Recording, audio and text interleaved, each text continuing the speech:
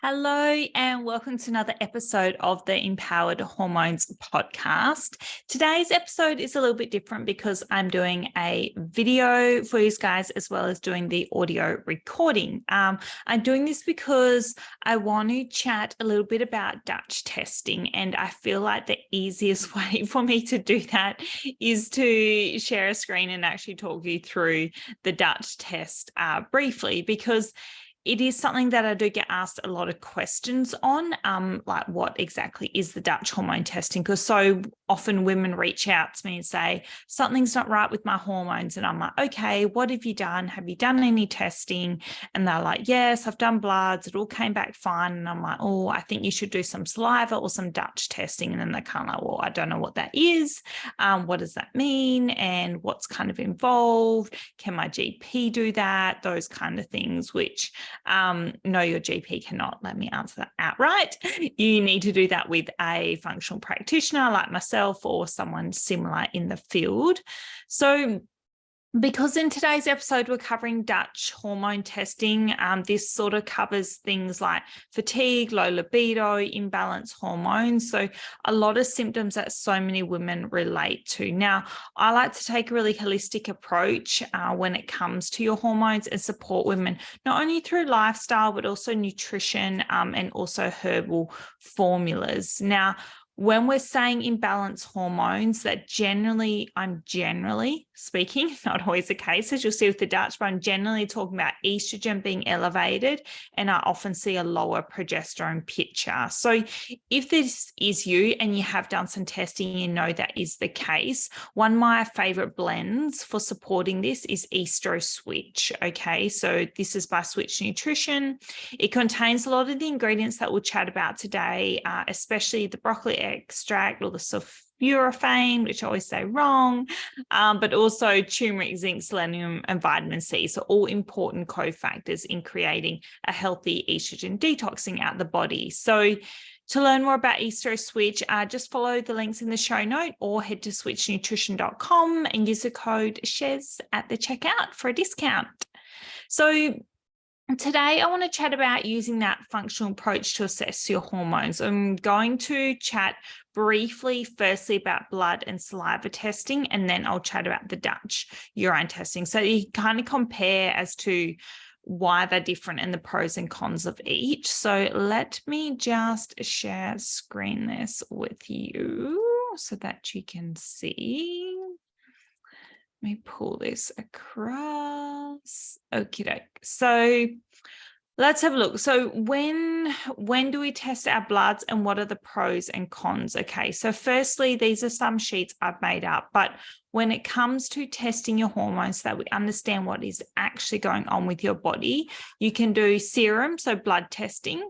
So this looks at a lot of major hormone imbalances, but it can test these different factors. So insulin, thyroid hormones, testosterone, estrogen, progesterone, LH, so luteinizing hormone, FSH, so follicle stimulating hormone, prolactin, DHEA, sex hormone binding globulin, cortisol. So it picks up a lot of things. These are kind of the base ones that you're generally looking for. The con is that it can't pick up free unbound hormones. So hormones that are free to act on target tissue, whereas saliva can pick these up. So saliva better represents circulating free hormones, which are likely to affect the body and be responsible for symptoms related to excess or deficient hormone levels. Okay, so blood testing is great for looking at sort of major hormone imbalances, but it doesn't pick up more subtle hormone imbalances, e.g., things like hormonal acne, which is quite a small across the scale kind of hormonal balance. Now, the massive pro is that it's cheap and it can be done through your GP, or you can just go and obtain bloods privately as well. And I've linked that into the show notes for you. The second type is saliva testing. So this is really simple. It's done at home. You spit into a tube multiple times over the course of a day or 2 days if it's an afternoon and the morning of the next day. It tells us how much hormone is around the cell and how much hormone is stimulating the cell. So blood tests can't tell you that. Blood tests can only tell you the total amount going out to your cells. So it pinpoints imbalances that blood testing doesn't reveal, and it can also track rhythms such as cortisol.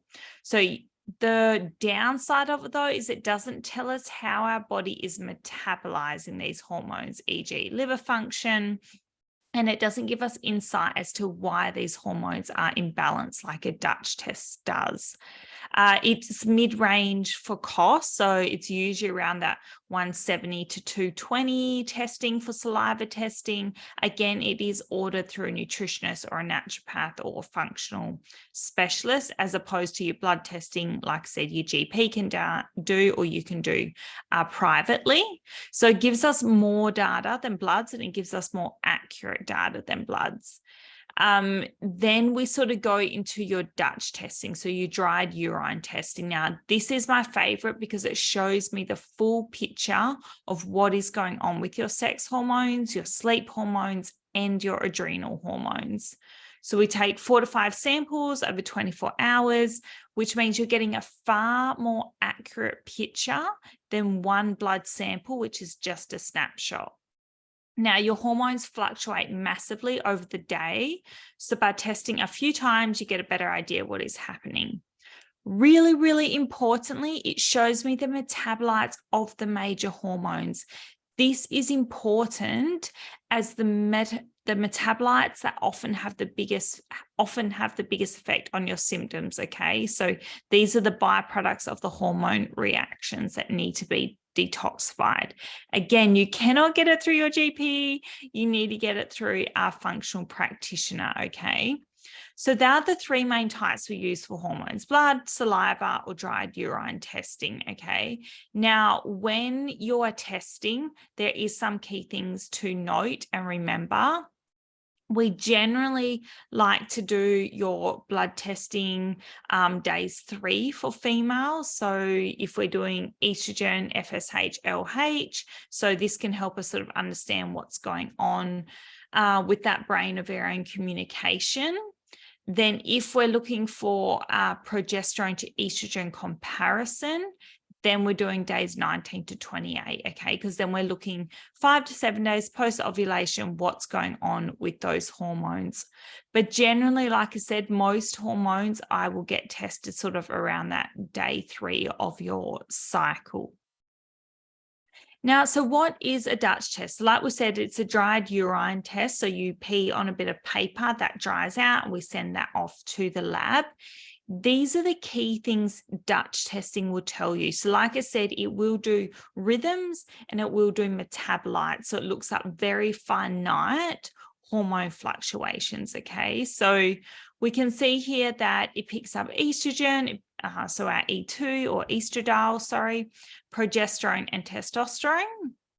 But it gives us this pattern of our daily free cortisol pattern. So it'll tell us how high your cortisol is upon waking, how high it is midday, and then how much it drops into the afternoon and the evening, which is really, really important if we're suspecting that there's a very poor adrenal output.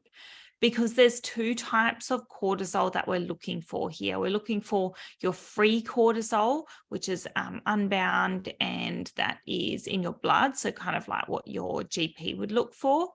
And then there's your metabolized cortisol, so the actual output of cortisol that your adrenal glands, the health state of your adrenal glands, essentially, how much are they pushing out into your body? If this is really wide, we know your adrenal glands are under the pump. If this is really low, that's when we say, okay, you've got adrenal fatigue. That's quite a burnt out picture, okay? And then this free cortisol here, we're going, okay, well, is there a lot of cortisol acting on the tissue? Is there low cortisol circulating? Is that why you're really, you might be really wide if there's a lot of cortisol coming out, but there's not a lot of cortisol circling, or vice versa. So We want those two aspects so that we can understand the overall health of your adrenal glands, how you're clearing that cortisol, and what sort of state your body's in. Because if you're clearing a lot of cortisol, then I know your body's been trying to clear that for a long time, and that can mess with other things as well. Primarily, we also look at DHEA. So we know and can see on the chart here that DHEA is sort of the precursor for that testosterone, for your estrogen. So if we've got really high levels of DHEA, that is generally going to give us a bigger sort of hormonal output. But in saying that, whether that's converting to testosterone or whether that's aromatizing into estrogen is really dependent on your inflammatory picture as well. So alcohol, stress, diet, all those things change the way, like in this Dutch report here, we can see testosterone's really low. It's been over aromatized to estrogen. So we need to do some inflammatory work, some herbal work, some nutrition work, some stress work to get that estrogen down, to get the DHEA down, and also to change. We want to change the way these metabolized as well, because when things go down this 5A pathway, we're thinking very androdominant symptoms. Okay, so I'm not going to nerd out in this today. This is not a Dutch teaching lesson, even though I know I always tend down that way. But basically, we're looking for not only our estrogen, our progesterone, our testosterone, but what's happening with that conversion from DHEA, and then how are we clearing it? So this estrogen is a really high estrogen picture here, but I can see on this pie chart that a lot is going down this blue pathway, okay? A little bit down the red and a fair amount down the green, but not enough down our green pathway, which means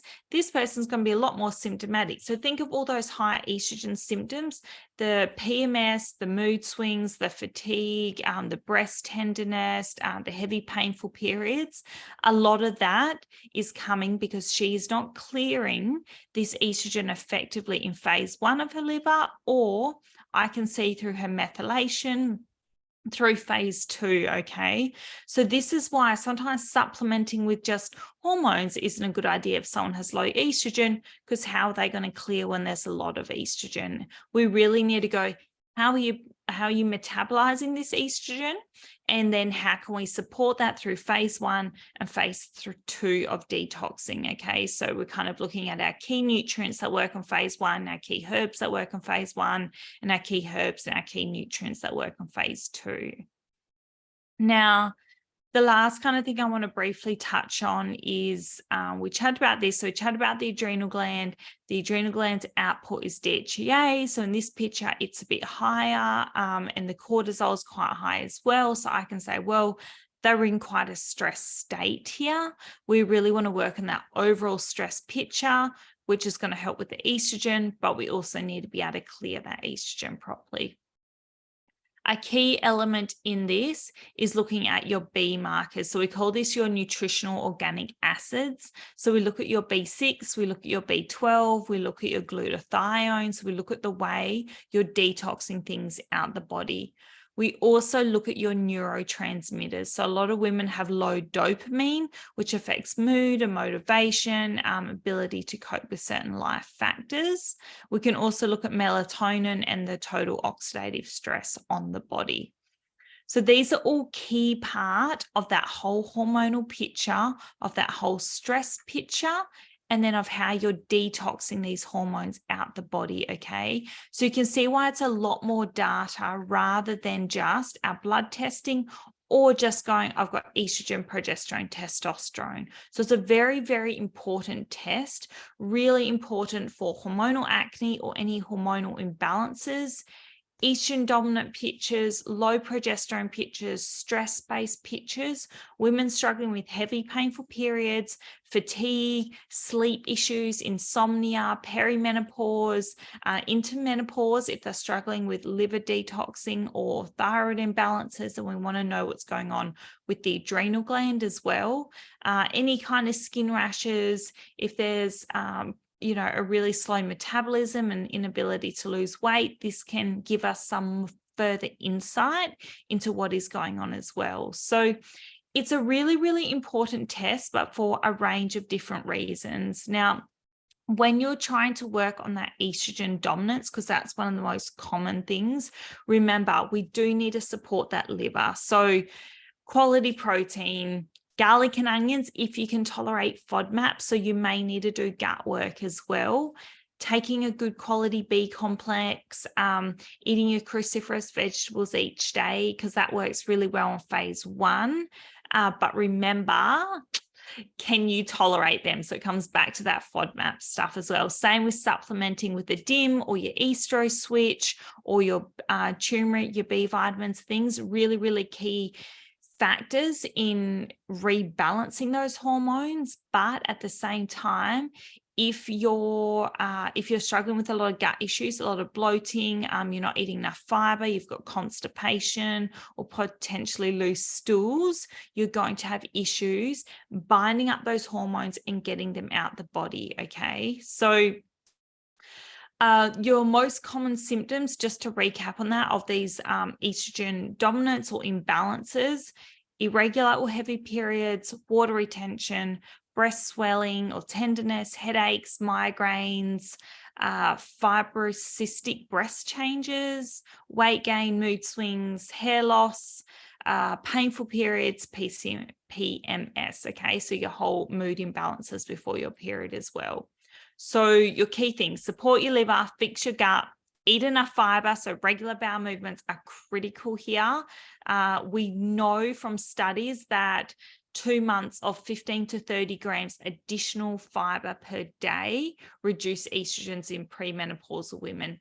In women who are struggling with low hormones, we need to make sure they're not taking fiber supplements or taking too much fiber, because this will lower that whole hormonal picture.